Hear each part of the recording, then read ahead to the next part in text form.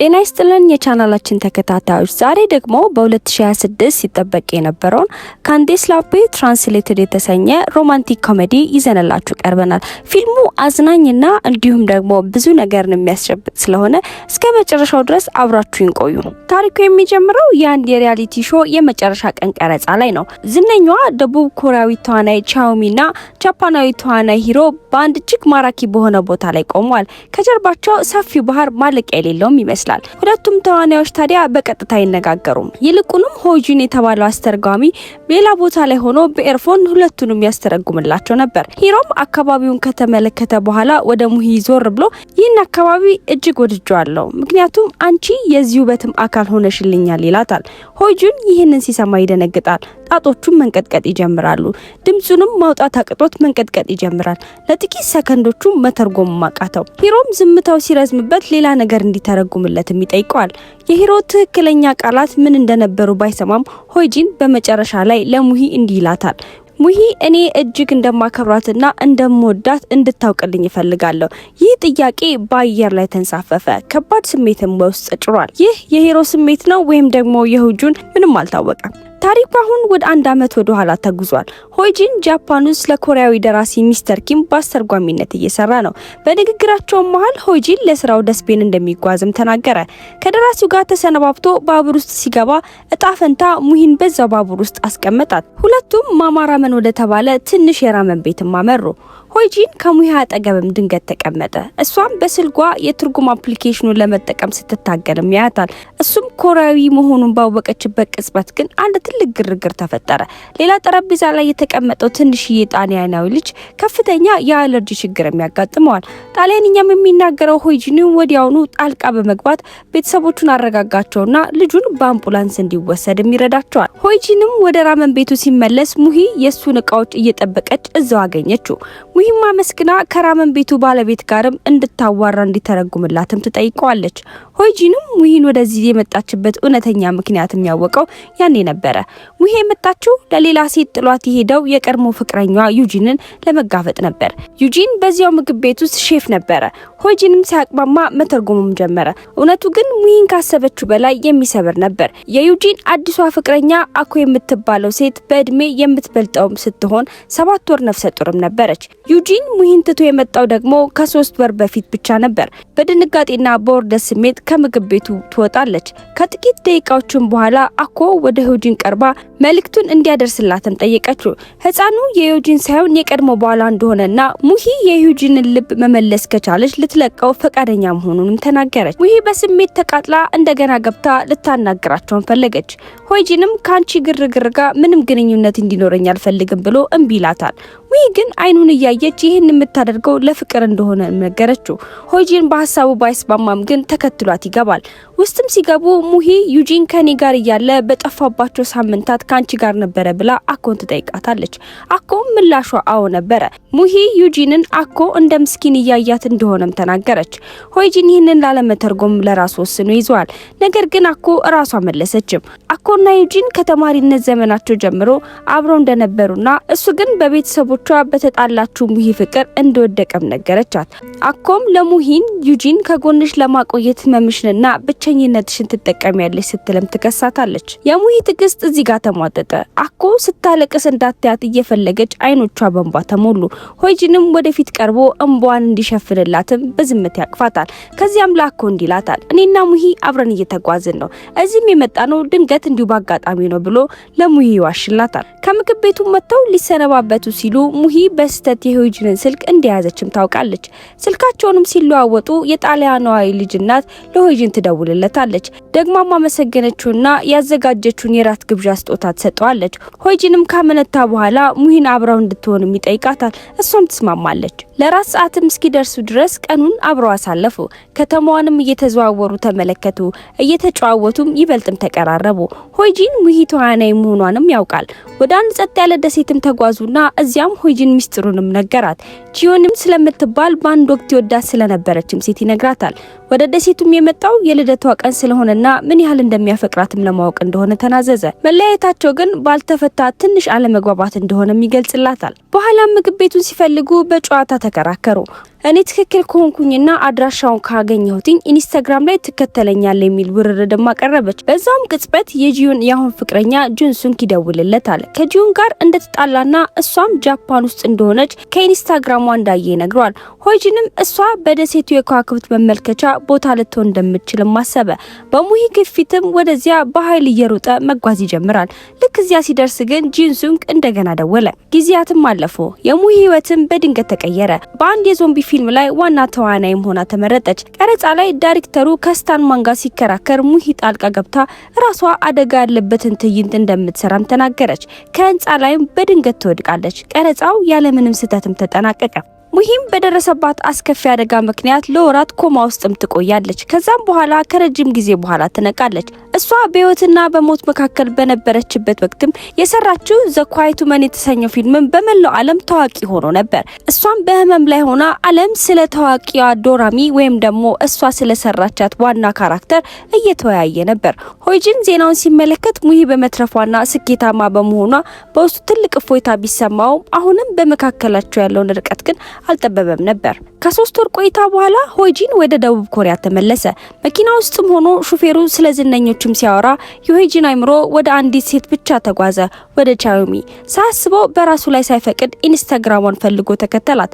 እሱም በትክክል የሙሂ 10 ሚሊዮነኛ ተከታይም ሆነ። ሙሂ ጀርመን ውስጥ በአንድ ትልቅ የንግግር ፕሮግራም ላይም ቀረበች። ዝነኛነቷን ገና ልትለምደውም አልቻለችም። ከመድረክ ጀርባም በመስታወት ስትመለከት ግን የገዛ ፊቷ ጠፋባት። በምትኩ የምታየው የዶራሚን ቀዝቃዛና አስፈሪ ፊት ነበር። ገጸ ባህሪዋ ከፊልም ሞታ ወደ እውነተኛው ህይወት የመጣች ያህልም ተሰማት። የሙሂ ቡድን ለቃለ መጠየቅም አስተርጓሚ ሲፈልግ ሆይጂን ሆን ብሎ ስራውንም ተቀበለ። ሙሂም ስትገባ ሆይጂንን በማየቷ ክፉኛ ትደነግጣለች። በቃለ መጠይቋ ላይም ኢንስታግራም ላይ ስላለው ሰው ትጠየቃለች። ያ ሰውም ሆይጂን ነበረ። ሙሂም እንዲህ ስትል ትመልሳለች። መንገድ በጠፋኝ ጊዜ የረዳኝ ደግ እንግዳ ሰው ነው ብላ መልሷን ትሰጣለች።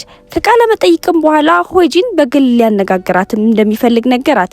ሙሂ ግን ስራ ስለበዛባት እስከ ምሽት ድረስም እንዲጠብቃት ትነግረዋለች። ምሽት ላይም እራት አብረው ከበሉ በኋላ ሆይጂን የለጠፈችውን ፎቶ እንድታጠፋም ጠይቃት። ምክንያቱም ደግሞ የቀድሞ ፍቅረኛው ጂዩኑ ሆይጁን በልደቷ ቀን ወደ ደሴቱ እንደሄደ እንድታውቅ ስላልፈለገ ነበር። ሆኖም ግን ሆይጁን ኢዩንን ለማግኘት እንዳልሄደ ሲነግራትም ሙሂ ተገረመች። ሆይጂንም ከሄደ በኋላ ሙሂ ማናጀሯን ዩንጊዮንን ስትጠይቀው አንድ የሚረብሽ እውነትን ትሰማለች። ሆይጂንም ሙሂ በኮማ ውስጥ ሆስፒታል በነበረችበት ጊዜ ዝነኛ ከመሆኗ በፊት ደጋግሞ ይጠይቃት እንደነበረ ይነግራታል። ሙሂም ስትሰማ ለምን ይሄን አደረገ ብላ በጥያቄ ትሞላለች። በቶኪዮ የፊልም ፌስቲቫል ላይም የተጋበዘችው ሙሂም በቀይ ምንጣፍ ላይ ስትራመድ ካሜራዎቹ እንደ መብረቅ ይበሩ ነበር። በዛው ቅጽበትም ታዲያ የጃፓኑ ዝነኛ ተዋናይ ሂሮም እዛው መጥቶ ነበር። ሙሂ እንደገና ዶራሚን ከፊት ለፊቷ አየቻት። ዶራሚም የገፋቻት መሰላትና ራሷን ስታ ልትወድቅ ስትል ሂሮ ደርሶ ያቅፋታል። ይህ ምስል በመላው ዓለም የመገናኛ ብዙሃን ላይም ተሰራጨ። የሪያሊቲ ሾው አዘጋጆችም ሁለቱን ጥንዶች በአንድ ላይ ለማሰራትም በውስጥ ይወስናሉ። ታዲያ በሙሂ ሁኔታ የተጨነቀው ሆይጂንም ወደሚያውቀው ክሊኒክም ይወስዳታል። ሙሂም ስለ ጭንቀቷና ስለ ዶራሚ ራዕይ በዝርዝርም ትናገራለች። በሕፃንነቷ ወላጆቿን ያጣችበትን አሰቃቂ አደጋ ግን ማስተዋስ እንደማችልም ትገልጻለች። ሆይጂን ግን በሀሳቡ አንድ ነገር ያስታውሳል። ከዓመታት በፊት ሆስፒታል እያለች የሙሂ ዘመዶች ለዶክተሩ እሷ ከኛ ጋር ዝምድና የላትም ዳግመኛም እንዳታገኙም ብለው ሲናገሩ ሰምቶ ነበር። ይህ ማለት ሙሂ በቤተሰቦቿም ተጠልታ ነበር። ታዲያ ሐኪሙ ለሙሂ መድኃኒት ካዘዘላት በኋላ ወደ ሲኦል ስትመለስ ተጨማሪ ምርመራዎችም እንድታደርግም ይመክራታል። ከክሊኒኩም ሲወጡ ሆይጂን ራሷን እንድትንከባከብና በዚያኑ ምሽት በምታካሄደው ዝግጅት ላይ መጠጥ እንዳትጠጣ በለሰለሰ ድምጽ ያስጠነቅቃታል። ታዲያ በዛ ዝግጅት ላይ ሙሂ ከሂሮ ጋር ትገናኛለች። ሂሮም ሙሂ ልክ እንዳያት ቀይ ምንጣፍ ላይ ወደቀችው ዕለት ያዳናት እሱ መሆኑን ስለምታቅ ምስጋና ታቀርብልኛለች ብሎ ጠብቆ ነበር። ሙሂ ግን ሂሮን ጨርሶ አላወቃቸውም። እንዲያውም ፎቶ አብረህ መነሳት ትፈልጋለህ እያለች በኮሪያኛ ለመናገር ትሞክራለች።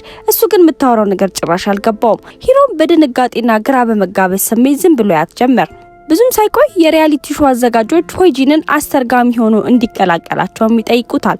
ሆይጂን ይህንን ስራ እንዲያገኝ የጠቆመችውም የቀድሞ ፍቅረኛው ጂዩኒ መሆኗን ሲረዳ ክፉኛ ይደነግጣል። በዚያው ምሽት ከወንድሙ ከጂንሱንግ ጋር ሲጠጡ ጂንሱንግ በሚቀጥለው ወር ጂዩንን ሊያገባት እንደሆነ በድንገት ይነግረዋል። የጂዩን ያሁን ፍቅረኛ ወንድሙ ጂንሱንግ ነበረ።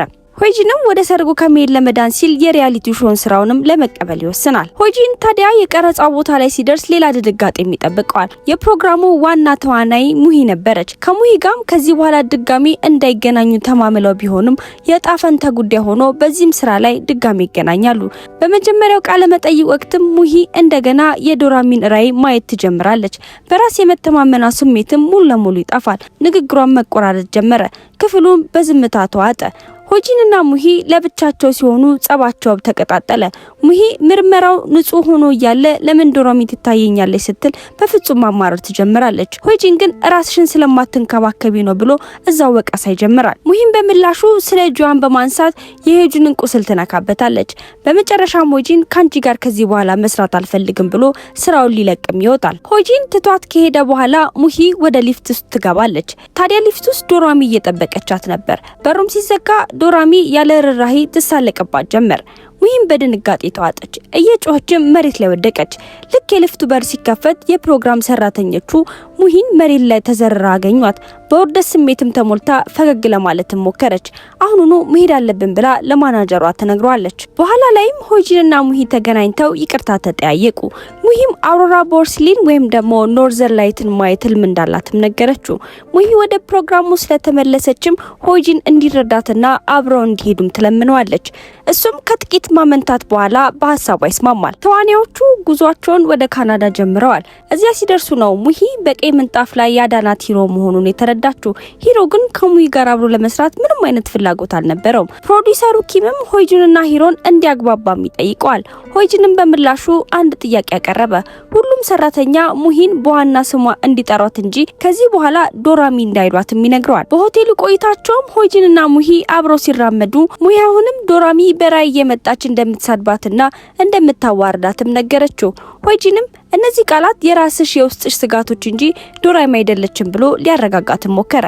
ሙሂ ግን የልቧን ሚስጥር ማውጣት እንደ ማስታወሻ ደብተሯ ለሰው እንደማሳያትም ከበዳት። ሂሮም ሙሂን የሚጠላት ሳታውቀው ስለቀረች ብቻ አይደለም፣ ይልቁንም የሷ የዞምቢ ተዋናይነት ዝና የሱን የፍቅር ገጸ ባህሪ ዝና እንዳያበላሸው በመፍራትም ጭምር ነበር። ሂሮ ስለኔ ምንድነው የሚያስበው ብላ ሆይጂንን ትጠይቀዋለች። ሆይጂን ግን እንዲህ አላት፣ እኔ ቃላትን እንጂ ስሜትን አልተረጉምም ብሎ መልስ ይሰጣታል። ቢሆንም ግን ዶራሚ የምትልሽን ነገር በፍጹም አትስሚ የሚል ምክር በዛው ይለግሳታል። የመጀመሪያው ቀረጻ ፓርክ ውስጥም ተጀመረ። ሆይጂን በጆሮ ማዳመጫ እየተረጎመላቸው ሙሂና ሂሮ መነጋገርም ጀመሩ። ሂሮ ሙሂን በፊኞቹም እያታለለ እንድትንገላታ እዛና እዚህ ሲያደርጋትም ይውላል። በዚህ የተናደደውም ሆይጂንም በቀጥታ ሂሮ የሚገኝበትን ቦታ በራሳቸው ቋንቋ ይጠቁማታል። ሙሂም ሂሮን ካገኘችው በኋላ ወደ ፓርኩ ሄዱና ሙሂም ለሂሮ የፍቅር ምልክት ያለውን የቅጠል ልብስም ሰጠችው። ሂሮ ግን ለብቻው በራሱ ቋንቋ ይህ እጅግ አስቀያሚ ነው ብሎ ተሳደበ። ሆይጂን ይህንንም ግልጽ ይሰማል። በድንገትም የሂሮ አይን ውስጥ አንድ ነገር ይገባል። በዚያ ምክንያትም ሌንሱ ወድቆ መፈለግ ይጀምራሉ። እሱም ወዲያውኑ ሌላ ስለሌለኝ ቀረጻውን መቀጠል አልፈልግም ብሎ ቀረጻውን አቋርጦ ይሄዳል። በዚህ ጊዜ ጥፋተኛነት የተሰማት ሙሂ ደጋግማ ይቅርታ ትጠይቃለች። ሆይጂን ግን አንድ ዘዴ ማሰበ። ከኮሪያ የመጡ ምግቦቹን በከረጢቱ ይዞ ወደ ከተማም ይሄዳል። ሙሂም ለሂሮ ይቅርታ ለመጠየቅ ሆይጂን ጋር አብራ ወደ ከተማ ትሄዳለች። ሆይጂንም ጓደኛውን አግኝቶ ምግቡን ከሰጠ በኋላ በትንሽ ኢንቨሎፕም ይለውጠዋል። ታዲያ ሆይጂን በሌለበት ሙሂ ሂሮን መንገድ ላይ ታያዋለች። ሂሮን መንቀሳቀስ አልችልም የምቆየው ሆቴል ነው ብሎ ስለነበረ እዛ ስላየችው ግራ ትጋባለች። ሂሮ ምንም እንዳልሆነና በተረጋጋ መንፈስ ሆኖ ፎቶ እያነሳ ነበረ። ዶራሚም ወዲያው መታ ሙሂን በድንጋይ ውጊው እያለች ብታነሳሳትም ሙሂ ግን ራሷን ትቆጣጠራለች። ሆይጂንም ተመልሶ ሲመጣ ለሙሂ እውነቱን ይነግራታል። ሂሮ ገና ከጅምሩ አንቺ እንድትመረጪ አልፈለገም ነበር አላት። ሆይጂንም ወደ ሂሮ ሄዶ ያንን ኤንቨሎፕ ከሰጠው በኋላ ውስጥ ያለው ነገር የሂሮን ፊትም ሙሉ ለሙሉ ቀየረው። ሂሮም ቀረጻውን ለመቀጠል ወዲያውኑ ተስማማ። ከዛም በኋላ ሆይጂን ሙሂን ለመፈለግ ቢጥርም ስልኳ ጠፍቶ ስለነበረ የትም ሊያገኛት አልቻለም።